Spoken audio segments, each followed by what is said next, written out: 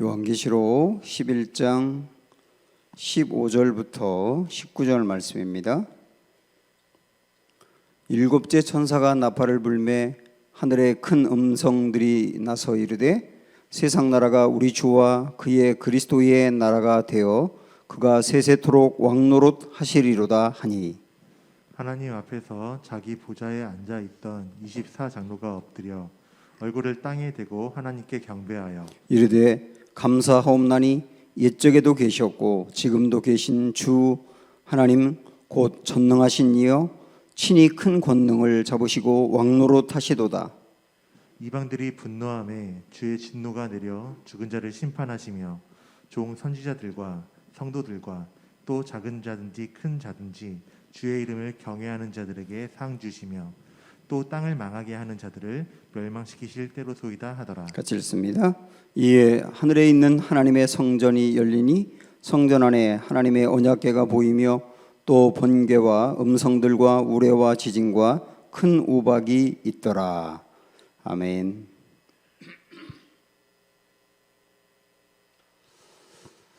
네. 우리 설 연휴 기간에 요한계시록 말씀을 봅니다.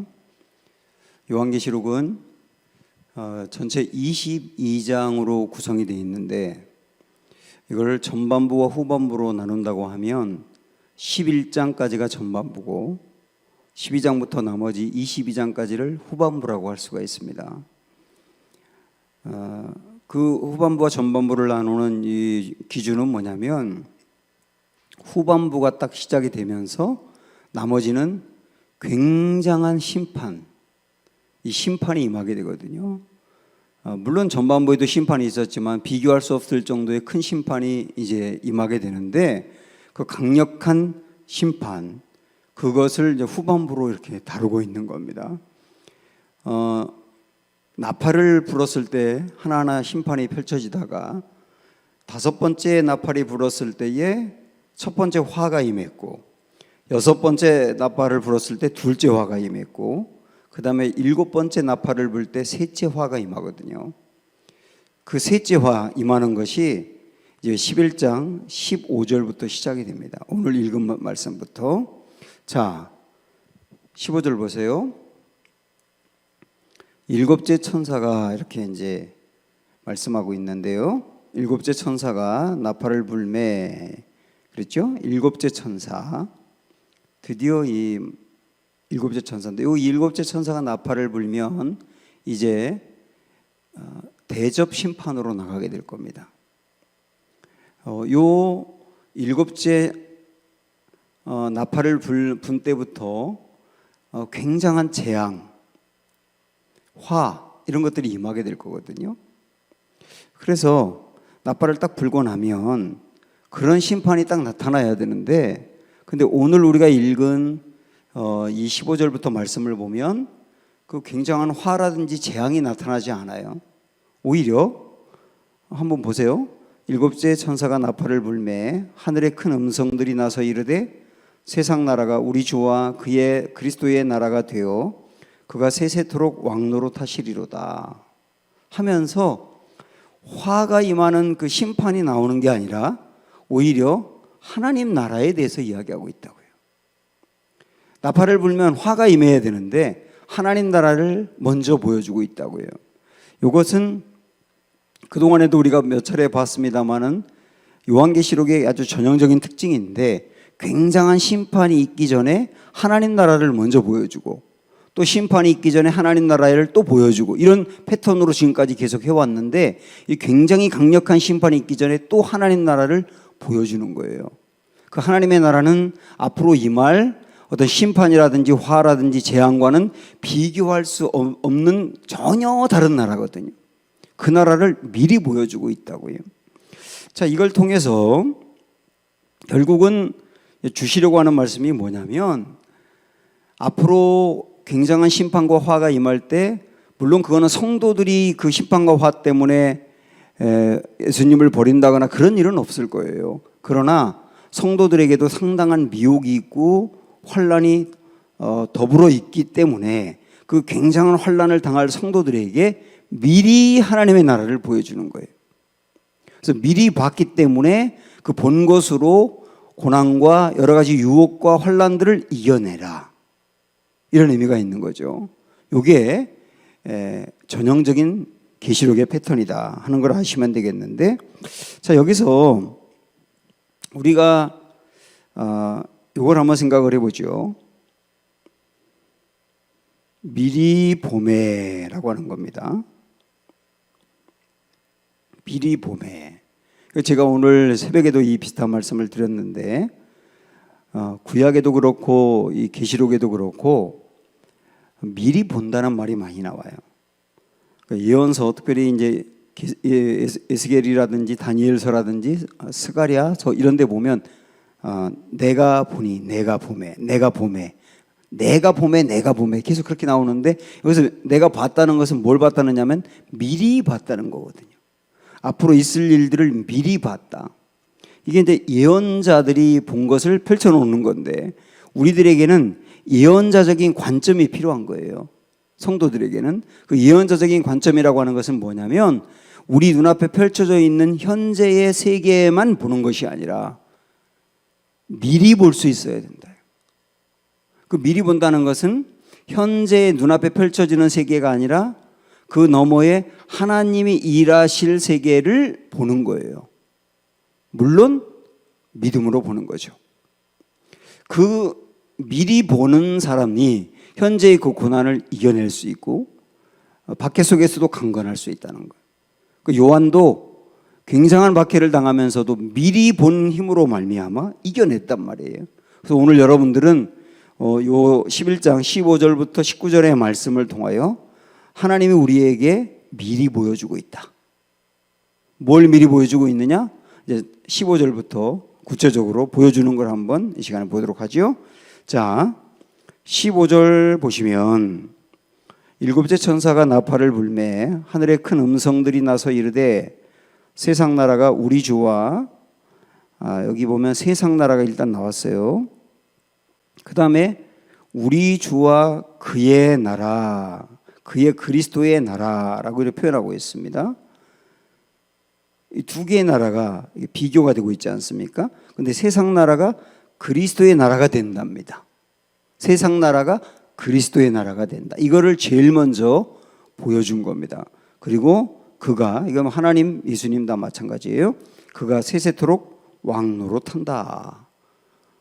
이렇게 15절에 미리 보여준 첫 번째가 이겁니다. 자, 여기에 세상 나라 이렇게 나와 있는데, 여기서 말하는 세상 나라는 이때 당시 계시록이 쓰여질 때 당시는 로마를 말하는 거예요. 로마, 그리스도인들을 박해하고 교회를 무너뜨리는 그런 나라, 이게 세상 나라죠. 그 나라가 있는데 그 나라가 앞으로 어떻게 될 거냐? 그리스도의 나라로 바뀐다는 거예요. 하나님과 그리스도의 나라, 다시 말하면 하나님의 나라, 하나님의 나라로 바뀐다라고 말씀을 하고 있습니다. 요걸 미리 봤다는 거예요. 여기 이제 우리가 천국을 간다 그럴 때 우리는 천국이라고 생각을 하기 때문에 하늘의 어딘가에 나라로 간다고 생각을 해요. 그런데 마태복음에는 천국이라고 되어 있지만 마가, 누가, 요한복음에는 하나님 나라라고 표현합니다. 천국이라고 하는 것은 유대인들이 그 하늘을 가장 그 높은 곳이고 하나님이 그 어딘가에 존재한다라고 그들은 생각을 했던 것 같아요. 그러다 보니까 하나님이 계신 곳으로 간다 그래서 천국이라고 했는데, 우리가 나중에 죽어서 가게 될 그 나라는 꼭 하늘 어딘가에 있다고 생각을 안 하셔도 돼요. 여기 잘 보면 어떻게 된다 그랬냐면 세상 나라가, 한번 다시 비춰줘 보세요. 세상 나라가 하나님 나라로 바뀐다는 거예요. 이걸 잘 주목해 보시라고요. 세상 나라가 하나님의 나라로. 그러니까 하나님의 나라는 먼 어딘가 하늘 높은 곳이라든지 어딘가 그런 곳에 있다고 하는 것이 아니라 지금 이 세상의 나라가 그리스도와 하나님이 통치하는 나라로 바뀐다, 이렇게 표현하고 있지 않습니까? 그게 하나님의 나라라는 거예요. 그러면 주인만 바뀌는 게 하나님 나라냐? 전혀 그렇지 않지요. 통치를 하나님이 하시고 예수님이 하시게 되는데 그 통치자만 바뀐 것이 아니라 그 나라는 요한계시록에서 말씀하고 있는 것처럼 새 하늘과 새 땅이거든요. 지금 우리가 살고 있는 이 세상에 하나님만이 통치하는 것으로 바뀌는 게 하나님 나라가 아니고 지금 우리가 살고 있는 이 세상 나라가 하나님 나라로 바뀔 때는 새 하늘과 새 땅이 되는 거다. 새 하늘과 새 땅은 지금 우리가 살고 있는 이 세상과 전혀 다른 나라로 변화되는 것이다. 그게 하나님의 나라다라고 하는 것을 여기서 알 수가 있거든요. 물론 나중에 이제 하나님 나라가 온전히 이루어지면 거기서 하나님이 통치하는 게 맞는데, 그런데 또 한편으로 생각을 해보면 지금도 예수님이 온 세상을 통치하고 있지 않습니까? 하나님 나라에 가신 예수님께서 하나님 우편에 계셨다, 이 말은 온 세상을 통치한다 그 말인데 지금도 통치하는 거 맞아요. 그러나 지금도 주님이 통치하는 거 맞지만 사단의 세력이 여전히 이 세상을 통치해 가고 있어요. 우리 예수님에게 대항해서 자기들 나름대로의 나라를 세워가면서 통치하고 있다고요. 그래서 요한일서 5장 19절 한번 들어보실래요? 또 아는 것은 우리는 하나님께 속하고 온 세상은 악한 자 안에 처한 것이며, 온 세상은 악한 자에게 처했다. 악한 자가 사단이거든요. 그러니까 온 세상이 악한 자에게 처해서 악한 자가 세상을 끌고 간다. 통치하고 있다. 이런 얘기지 않습니까? 에베소서 2장 2절에 보면 그때에 너희는 그 가운데서 행하여 이 세상 풍조를 따르고 공중의 권세 잡은 자를 따랐으니 곧 지금 불순종의 아들들 가운데 역사하는 영이라. 사단을 말하고 있죠. 사단이 공중의 권세 잡은 자다 그렇게 표현하고 있어요. 이 세상을 마치 통치자가 자기가 왕인 것처럼 이 세상을 이끌어가고 있다. 표면적으로 볼 때 그렇다는 거예요. 그런데 마지막 하나님 나라가 되면 그때는 표면적으로 이 세상을 지배하는 것처럼 보이는 그 사단의 세력도 멸해지게 되고 완전히 지옥으로 떨어지게 되고 온전히 하나님만이 통치하는 세상이 이루어지는 겁니다.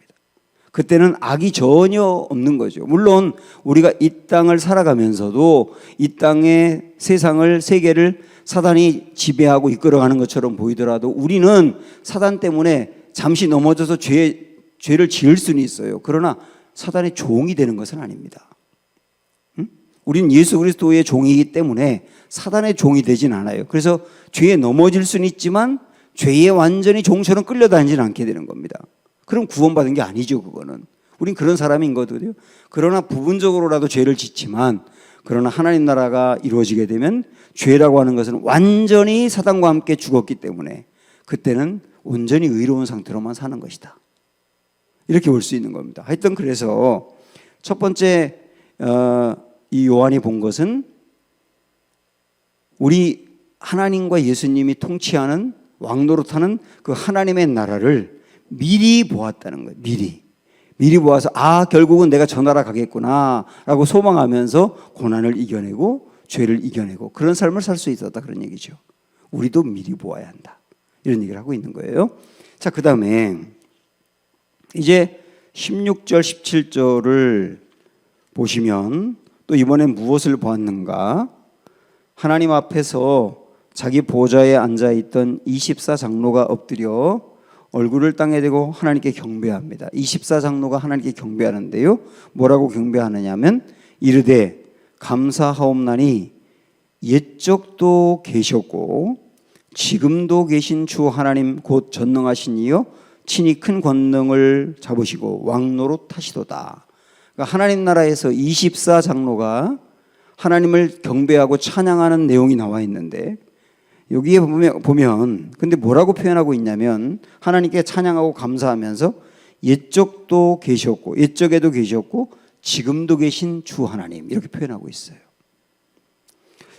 자, 요거를 한번 기억해 보세요. 옛적에도 계셨고 지금도 계시다, 이렇게 표현했는데 한번 여러분 앞으로 좀 가셔서 4장 8절로 가보실래요? 4장 8절. 자, 이 4장도 하나님 나라에서 예배드리는 모습이 이제 미리 보여졌는데, 그때 8절 보면 24장로와 함께 네 생물이 하나님 나라에 있다고 그랬잖아요. 이 네 생물이 어떻게 하나님을 찬양하느냐면 8절, 네 생물은 각각 6날개를 가졌고 그 안과 주위에는 눈들이 가득하더라. 그들이 밤낮 쉬지 않고 이르기를 거룩하다 거룩하다 거룩하다 주 하나님 곧 전능하신 이여. 그 다음 뭐라 그랬어요? 전에도 계셨고 이제도 계시고 장차 오실 이라고 표현하고 있죠. 전에도 계셨고 이제도 계시고 장차 오실 이, 이렇게 표현했는데, 오늘 우리가 보고 있는 11장에서는 우리 하나님을 표현하면서 뭐라고 그랬어요? 옛적에도 계셨고 그 다음에 지금도 계신이라고 표현했어요. 다시 오실이라는 말씀이 없어요. 그죠? 다시 오실이라는 말씀이 4장 8절에는 있었는데 11장 16절 17절로 넘어가니까 없어졌단 말이에요. 자, 이것은 무슨 얘기냐면 요한계시록 4장 8절은 역시 요한이 미리 봤던 거예요. 미리 봤던 거. 거기서 하나님 나라에서 찬양하는데 옛적에도 계셨고 지금도 계시고 장차 오실 주님, 장차 주님이 재림하셔서 이 땅에 오실 그 주님을 미리 본 거거든요. 그런데 11장으로 넘어와서 장차 오실 이가 빠졌다고 하는 말은 4장 8절에서 봤던 일이 지금 이루어졌다 그 얘기예요. 그러니까 장차 오실 이라고 미리 봤던 것이 이루어졌기 때문에 장차 오실 이라고 하는 게 빠져 있는 거죠. 장차 오실 이가 빠졌다는 것은 이미 그게 이루어졌다는 뜻이에요. 그죠? 장차 오실 거라고 했던 예수님이 오셨다라고 하는 거예요. 그래서 4장 8절은 앞으로 이루어질 하나님 나라를 미리 본 것이라고 한다면 11장 17절은 미리 봤던 하나님의 나라가 이루어진 것을 말하고 있는 거라고요. 그래서 미리 봤던 것들이 결국은 성취되었다. 예수님이 다시 오셨고 예수님 오심으로 말미암아 하나님 나라가 이루어졌다라고 하는 것을 여기서 보여주고 있는 겁니다. 그래서 이 말씀을 통해서 우리에게 어떤 소망을 주고 있느냐면, 우리도 예언자적인 관점으로 미리 보는 사람이라고 했잖아요. 현상의 눈앞에 있는 세계만 보는 것이 아니라 앞으로 이루어질 것을 미리 보는 사람이라고 그랬는데, 미리 물론 보는 것은 성경을 통해 보는 거죠. 성경에 있는 말씀을 통하여. 근데 우리가 미리 보는 그 하나님 나라가 결국은 성취된다 라고 하는 것을 보여주는 거예요. 미리 보는 그 하나님의 나라는 반드시 성취된다 하는 것을 보여주는 것이 이 말씀이라고요.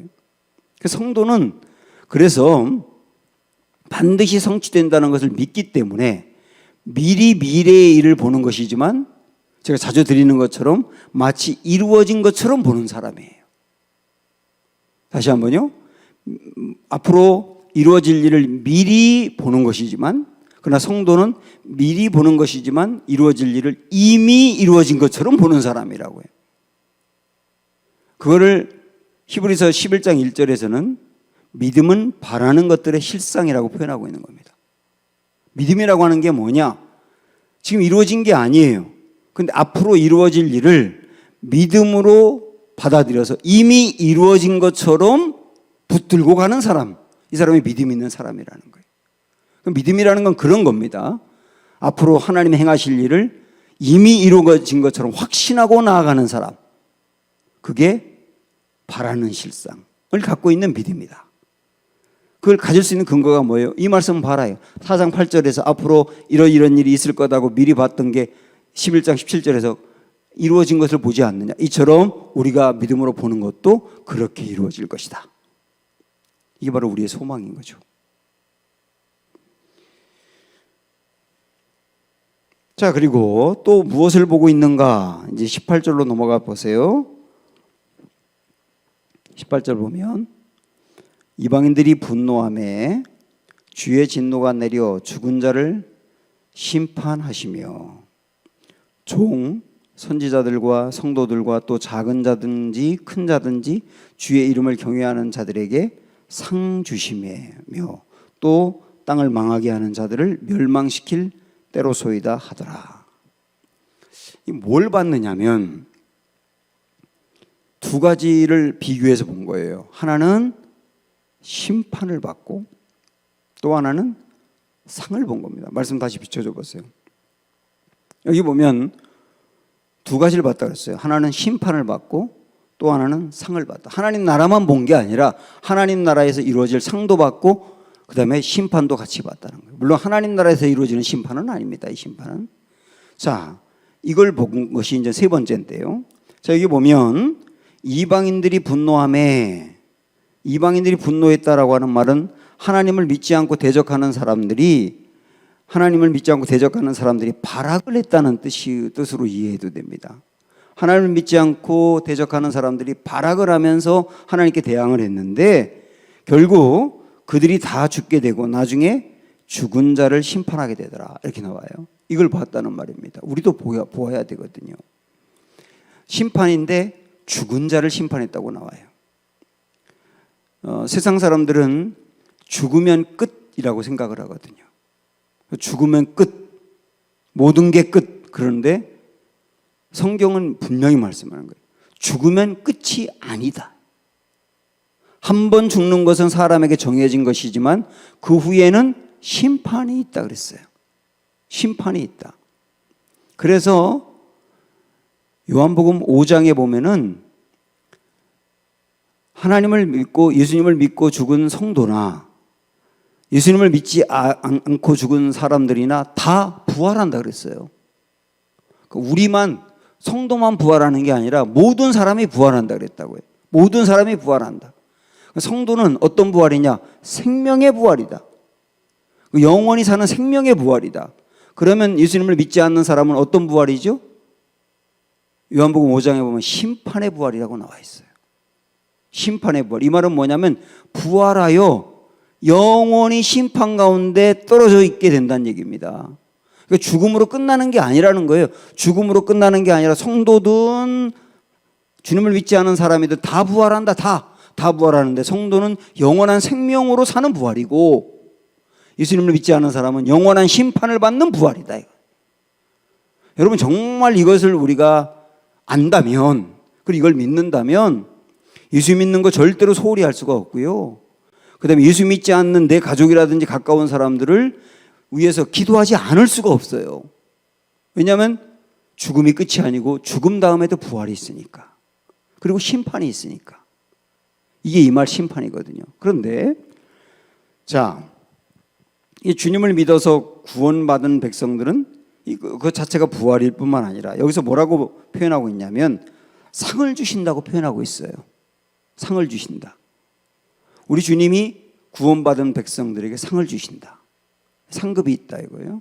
그러면 상급이 있다는 거는 성경에 예수님도 말씀하셨고 바울도 계속 강조를 했고 바울도 이 땅에서 결혼하지도 않고 복음을 증거하며 죽을 고생하면서도 믿음을 붙들고 살았던 것은 나 하나님 나라에서 상급 받기 위함이다. 반복적으로 이해하고 있잖아요. 생명의 면류관도 상급이고 상 주시는 이심을 믿었다라고 하는 말씀도 있고 그가 그렇게 믿었던 건 상이 있다는 거예요. 상. 하나님 나라에서. 근데 이 상을 여기서 보면 누구에게 준다 그랬냐면 이렇게 했거든요. 종 선지자들과 성도들과 또 작은 자든지 큰 자든지 주의 이름을 경외하는 자들 이런 사람들이 상급을 받는다 그랬어요. 이것도 미리 보면서 가야 된다예요. 죽음으로 끝이 아니고 죽은 다음에 누구든 다 부활하여 심판으로 가는 사람이 있다는 것도 보아야 되고 상급을 받는 성도가 있다는 것도 보아야 됩니다. 그래서 하나님 우리에게 맡겨진 일들 이 땅에서 우리가 상급을 다 받지 못하더라도 그래도 그 일을 계속 감당해야 되는 일은 하나님 나라의 상급이 있기 때문이에요. 여러분 그 얘기 들어보셨죠? 어떤 미국의 선교사님이 아프리카로 가서 아프리카 오지에서 복음을 전하였거든요. 그런데 안타깝게도 그러는 과정에서 그 아내 되는 선교사님하고 두 아이가 죽었어요. 4명이 가가지고 3사람이 죽고 이 선교사님 혼자 남은 거예요. 그리고도 계속 선교사님으로서 아프리카에서 복음을 전하다가 이제 미국으로 이렇게 오게 됐습니다. 고향으로 혼자 오게 됐어요. 그런데 항구에 딱 도착을 하니까 그때 배를 타고 이제 이동을 했는데 항구에 도착하니까 갑자기 배가 도착하자마자 빵빠레가 울리는 겁니다. 군악대의 빵빠레가. 그래서 이분은 나를 환영하는 인파들이 왔나라고 생각했더니 그게 아니라 그 배 안에 미국 대통령이 타고 있었던 거예요. 그 대통령이 배에서 내리자마자 군악대의 빵빠레가 울리더니 카펫이 깔려 있고 그 위를 대통령이 걸어가자 꽃을 준비했던 사람이 대통령에게 꽃다발을 주더랍니다. 그렇게 대통령을 환영하는 인파들이 몰려있던 겁니다. 그런데 그 행사가 딱 끝나고 나니까 그 사람들이 다 빠져나가고 그 다음 배 안에 있는 사람이 나중에 내리게 됐는데요. 이 선교사님은 혼자 내린 거예요. 근데 배에서 딱 내리는 순간 빵빠레도 없고 카펫도 걷어졌고 꽃다발을 주는 사람도 아무도 없고 심지어는 자기를 배웅하기 위해서 온 사람도 아무도 없었던 거예요.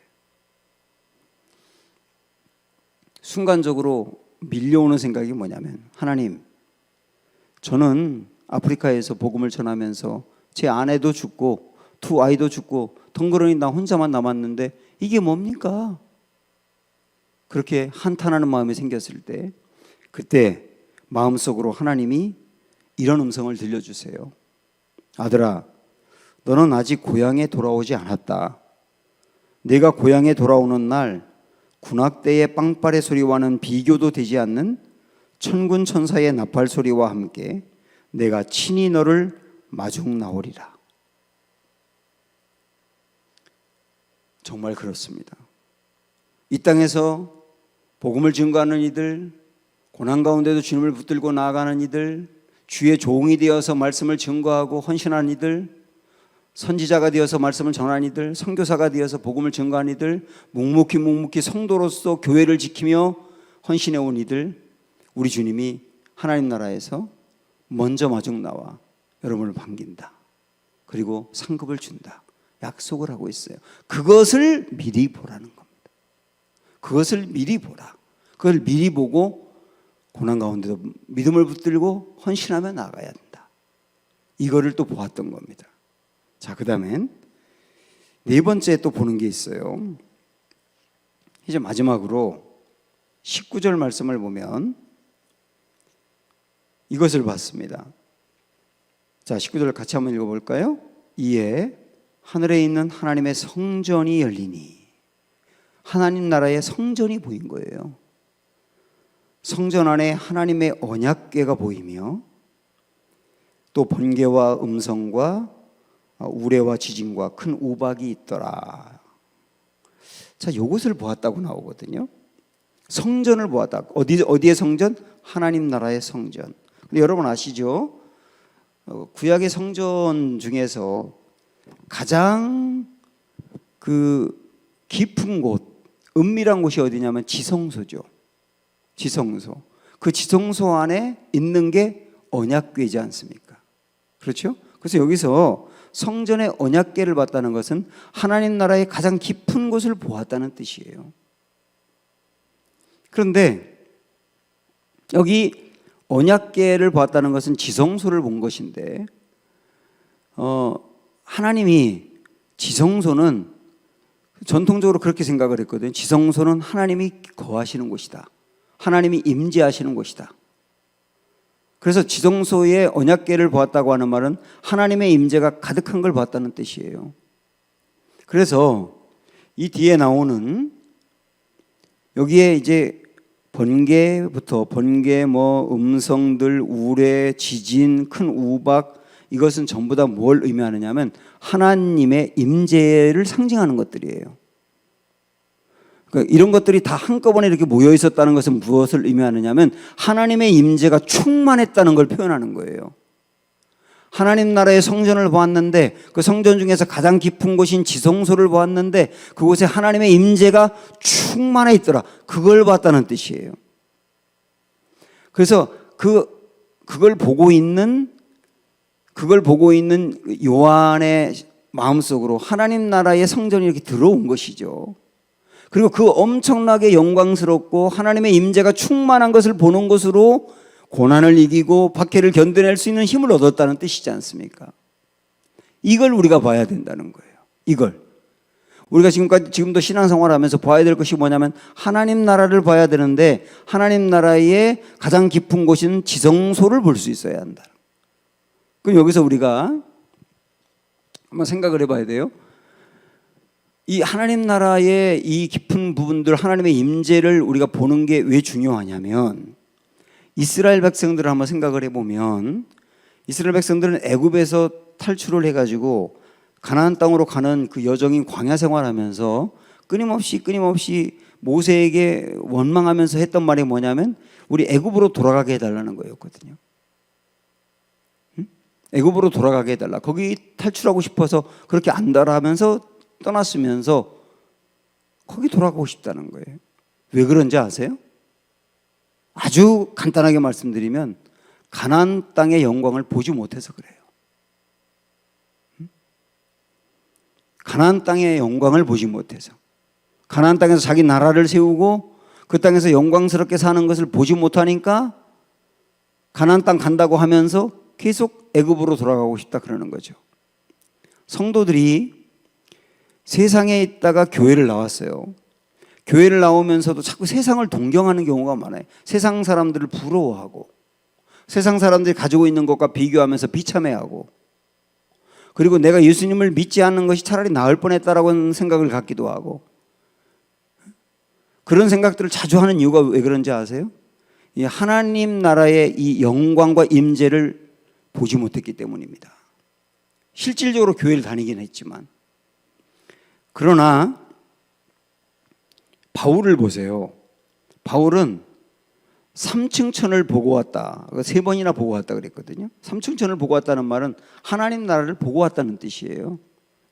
입신에서 보고 온 것이죠. 물론 실질적으로 하나님 나라를 보고 온 뒤로 바울은 오직 복음을 증거하는 거, 매를 맞아도 고난을 당해도 죽을 고비를 넘겨도 또 일어나서 복음을 전하는 거, 그게 의지가 강해서도 아니고 뚝심이 강해서도 아니고 그는 하나님 나라를 미리 보았고 하나님 나라의 그 영광이 얼마나 충만한지를 정말 미리 보았기 때문에 흔들리지 않고 그 길을 간 거예요. 그래서 그가 빌립보서 3장에서 이런 고백을 하거든요. 12절부터 14절 이렇게 나옵니다. 내가 이미 얻었다 함도 아니요 온전히 이루었다 함도 아니라 오직 한 일, 즉 뒤에 있는 것은 잊어버리고 앞에 있는 것을 잡으려고 표대를 향하여 그리스도 예수 안에서 하나님이 위에서 부르신 부름의 상을 위하여 쫓아가느라. 바울은 하나님 나라가 분명히 있고 그 나라가 하나님의 영광이 얼마나 가득하고 충만한지를 보았고 그다음에 상급이 있다는 걸 알았어요. 그러고 나니까 오직 주님이 나를 부르신 그 일만 붙들고 달려가겠다고 무슨 일이 있어도 달려가고 있지 않습니까? 그러니까 성도는 이 땅에 살고 있지만 이 하나님 나라와 하나님 나라의 영광의 충만함을 볼 수 있어야 한다는 거예요. 그러면 우리는 그것을 어떻게 볼 수 있느냐라고 하는 게 문제가 되죠. 어떻게 그걸 볼 수 있을까요? 이 땅에서 하나님 나라의 영광, 하나님의 영광을 충만하게 볼 수 있는 길이 있습니다. 그게 뭐냐면 그 중에 중요한 게 예배 시간인 거예요. 예배라고 하는 것은 이렇게 여러분 이해하시면 어떨까 싶어요. 예배는 하늘의 지성소가 내 삶으로 들어오는 거다. 하나님 나라의 그 성전에 있는 지성소가 나의 삶으로 이렇게 들어오는 시간이 예배 시간이다.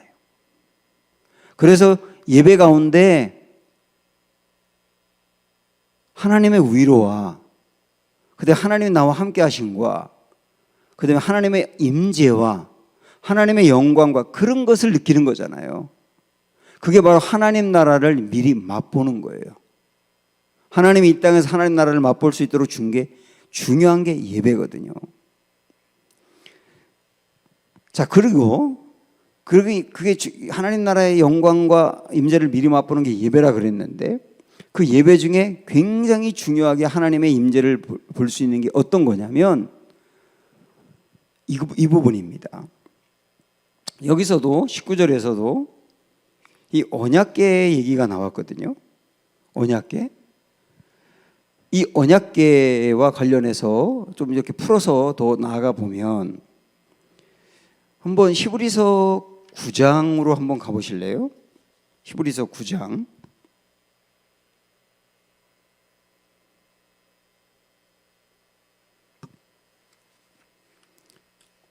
3절 4절 보시면, 히브리서 9장 3절 4절 보시면,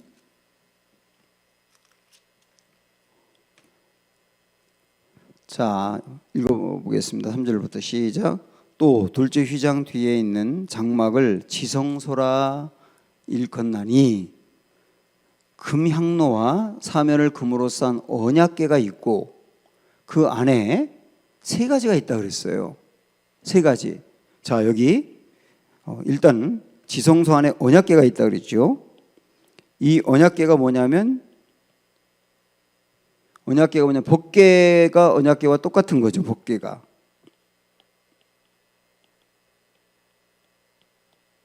근데 여기 세 가지가 있다 그랬어요. 첫째 뭐가 있다 그랬습니까? 만나를 담은 금 항아리가 있다 그랬어요. 만나. 두 번째가 뭐가 있나요? 아론의 쌍난 지팡이가 있어요. 아론의 지팡이. 근데 그 지팡이는 싹이 났다 그랬네요. 그 다음에 세 번째 뭐가 있습니까? 언약의 돌판들이 있다 그랬어요. 언약의 돌판들. 자, 이 세 가지가 언약궤 안에 있었다 그랬습니다. 그러니까 언약궤 법궤 안에다가 이 세 가지를 넣었던 겁니다. 보관했던 거예요. 여기 굉장히 중요한 의미가 있어요. 한번 여러분 잠깐 생각을 해보시죠. 왜 법궤 안에 이 세 가지를 넣었을까? 만나, 아론의 지팡이인데 아론의 쌍난 지팡이, 그 다음에 언약의 돌판들이라고 하는 것은 십계명이 들어있는, 십계명이 쓰여 있는 돌판이죠. 모세가 직접 받은 그게 그 안에 들어가 있었다고요. 이것은 어떤 하나님의 은혜와 하나님의 백성들에게 베풀어준 은혜와 하나님의 권능 이런 걸 보여주기도 합니다. 셋 다. 그런데 이걸 좀 다른 각도에서 보면 굉장히 중요한 의미가 있어요. 자, 일단 만나라고 하는 것은 뭐냐? 하나님이 만나를 이스라엘 백성들에게 준 이유가 있습니다. 물론 먹을 것이 없어서 준 것도 있지만은 이스라엘 백성들이 하나님께 그랬거든요. 하나님, 우리가 먹을 게 없어서 하나님을 잘 섬기지 못해요. 하나님이 먹을 걸 우리에게 주기만 하면 잘 섬길 겁니다. 그렇게 얘기했어요. 그래서 하나님이 그래, 그럼 내가 너희에게 먹을 걸 줄게 하고 준 게 만나라고요. 그 만나를 얼마 동안 줬느냐면 40년 동안 준 거예요. 자, 그러면 하나님이 우리에게 먹을 걸 주지 않아서 우리가 잘 섬기지 못해요 그랬으니까 하나님의 40년 동안 먹을 걸 주었으면 이스라엘 백성들은 어떻게 써야 되는 겁니까? 잘 섬겼어야 되는 거예요. 잘 섬겼어요. 그러나 40년 동안 만나를 먹었으면서도 이스라엘 백성들을 잘 섬겼나요? 아니요. 그들은 먹기는 먹었을 때 하나님 섬기지 못하는 건 늘 똑같았어요. 그래서 만나라고 하는 것은 무엇을 의미하냐면 하나님으로부터 그렇게 받으면서도 하나님을 잘 섬기지 못하는 사람들의 불의함을 일단 의미한다고 볼 수 있어요. 이해가 되시죠? 받으면서도 하나님을 섬기지 못하는 사람들의 불의함을 일단 표현하고 있다. 두 번째, 아론의 쌍난 지팡이는 뭡니까? 이거 구약 이제 말씀을 좀 많이 읽으신 분들은 아시겠지만 고라라고 하는 사람의 사건이 있었죠. 고라가 모세와 아론의 지도력에 대항해서 사람들을 규합해 가지고 자기가 지도자가 되려고 했다가 저주받아 죽었지 않습니까? 이때 고라만 죽은 게 아니라 이와 관련돼 있는 수많은 사람들하고 그 뒤에 아우성 치는 사람들까지 해서 수천 명이 죽었어요. 수천 명이. 그때 그 일이 있고 난 다음에 하나님이 세운 지도자가 모세와 아론이라고 하는 것을 밝혀주기 위해서 각 지파마다 지팡이 하나씩 다 가져와. 그리고 지팡이를 가져왔는데 그중에 유독 아론의 지팡이에서만 싹이 난 거예요. 그걸 통하여 하나님이 아론을 영적 지도자로 세웠다고 하는 권위를 세워준 거거든요.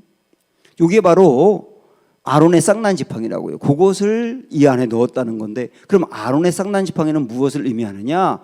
끊임없이 하나님에게 대항하는 사람들의 불의함을 보여주는 거예요. 응? 끊임없이 하나님께 대항하는 사람들의 모습, 그걸 보여주는 게 아론의 싹난 지팡이다, 이렇게 볼 수 있죠. 만나는 뭐라 그랬어요? 하나님께 그렇게 받아 먹으면서도 섬기지 않는 사람들의 불의함. 싹난 지팡이 뭐라 그랬어요? 하나님께 끊임없이 대항하는 불의함. 그럼 이번에는 이 돌파는 뭐냐? 하나님이 모세에게 돌판에 십계명을 새겨줬지 않습니까? 그래서 모세가 그것을 가지고 시내산에서 내려왔죠. 근데 내려올 때 사람들이 금송아지를 만들어서 우상 숭배하는 걸 보면서 어떻게 됐죠? 그 돌판을 깨뜨려 버렸어요. 첫 번째 받았던 돌판은 깨진 거예요. 그래서 다시 올라가 가지고 두 번째로 돌판을 또 받아 가지고 내려왔습니다. 그것을 요 법궤에 보관했다는 뜻이에요. 그러니까 이 법궤는 어떤 의미가 있느냐면, 그 법궤를 볼 때마다 사람들이 하나님 앞에서 우상 숭배하고 있는 모습들이 보이는 거예요. 하나님 앞에 우상 숭배한 사람들의 그 불의함, 끊임없이 우상 숭배하는 불의함, 그게 이 돌판들 속에서 보인단 말이에요. 자, 우리 정리할 수 있어요. 이 세 가지 뭘 의미한다 그랬습니까? 다시 한번 정리해 볼까요? 첫 번째, 만나는 하나님에게 받아 먹으면서도 잘 섬기지 않는 사람들의 불의함. 두 번째로, 싹난 지팡이는 끊임없이 하나님께 대항하는 사람들의 불의함. 세 번째로, 돌파는 뭘 의미한다? 끊임없이 우상 숭배하는 사람들의 불의함. 그 세 가지를 언약궤 안에 넣었다 그랬어요. 그러면 세 가지가 언약궤 안에 있다고 하면 그 불의한 사람들의 불의함을 표시하는 게 이 언약궤 안에 있다는 건데, 그래서 아주 중요한 게 뭐냐면, 제가 한번 처음으로 그림을 한번 그려볼게요.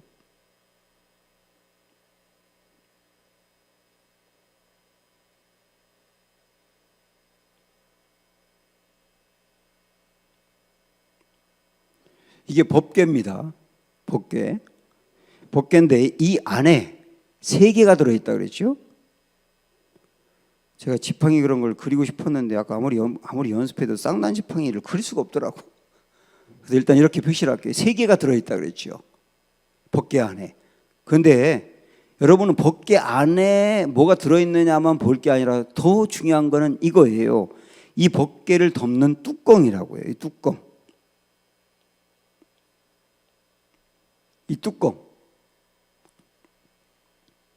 이 뚜껑을 뭐라고 합니까? 네? 이 뚜껑을 뭐라 그러죠? 속죄소라 그래요. 속죄소. 속죄소라고 하는 말은 사람들의 죄를 속하는 장소라는 뜻이에요. 사람들의 죄를 사해주고 용서하는 장소라는 뜻이라고요. 이거를 다른 말로 시은좌라고 표현합니다. 시은좌. 시은좌. 한문으로 한번 써볼까요?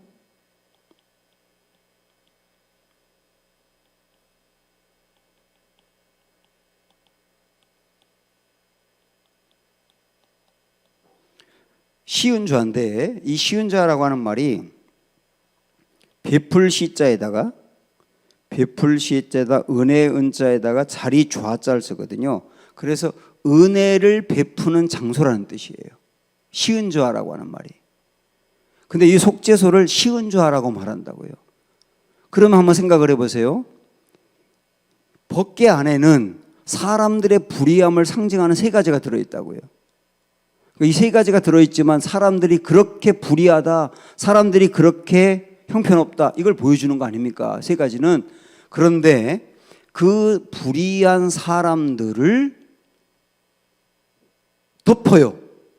뭐로 덮느냐면 쉬운 자로 돕는다고요.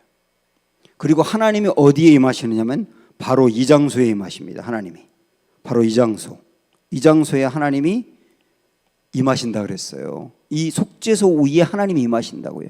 여기에 은혜를 부어주셔서 사람들의 그런 불의함을 덮어주시고 그들을 용서하시고 구원으로 인도하는 게 법궤의 의미인 거예요. 그래서 예배라고 하는 것은 뭐냐면, 예배라고 하는 것은 여러분께서 예배를 통하여 하나님 나라를 미리 경험하는 거라 그랬는데, 특별히 예배를 통하여 위로받는 것도 하나님 나라를 경험하는 거요, 응답받는 것도 하나님 나라를 경험하는 거요, 가슴이 뜨거워지는 것도 하나님 나라를 경험하는 건데, 무엇보다도 중요한 게 뭐냐면 이 세 가지 법궤 안에 들어있는 것 같은 우리의 불의한 인생들이 속죄소라고 하는 하나님의 은혜를 베푸시는 그것, 우리 이 신약 개념으로 넘어오면 속죄소는 십자가인데, 사실은 십자가의 그 용서하는 사랑으로 말미암아 완전히 우리의 죄가 덮어졌다. 그리고 하나님의 자비와 은혜와 용서가 우리에게 나타났다. 이거를 경험하는 게 예배의 핵심이라고요. 그래서 나 같은 사람이 용납받았다, 나 같은 사람을 위하여 예수 그리스도가 모든 걸 다 짊어지고 가셔서 나를 세워주셨다. 그래서 나는 하나님의 사랑받는 자녀이고 하나님이 세워준 사람이다 라고 하는 것을 정말로 내 마음으로 경험하고 그걸 깨닫고 감사하는 게 예배의 핵심이라고요. 그 예배를 드릴 때, 그 용서의 은혜가 내 안에 넘칠 때, 그게 바로 하나님 나라를 경험하는 거고 하나님 나라를 미리 맛보는 거고, 이 하나님 나라를 미리 맛본 사람들이 바로 고난을 이겨내고 유혹을 이겨내며 승리하는 그리스도인의 삶을 살 수 있는 것이다, 이렇게 말씀했거든요. 사랑하는 여러분, 우리는 미리 보는 사람입니다. 무엇을 보아야 합니까? 하나님 나라를 미리 보셔야 되고, 또 하나님 나라의 영광이 충만한 걸 미리 보셔야 되고, 하나님 나라에서 우리가 받을 상급도 미리 보셔야 되고, 그리고 하나님 나라를 예배를 통하여 맛보고 경험을 해가야 한다. 그것으로 이 땅을 승리해내는 하나님의 백성들이 되어야 할 것이다 라고 하는 걸 오늘 말씀으로 이야기해 주었습니다. 이런 은혜가 우리에게 있기를 축복합니다. 자, 우리 함께 이 시간에 통성으로 기도하도록 하겠습니다.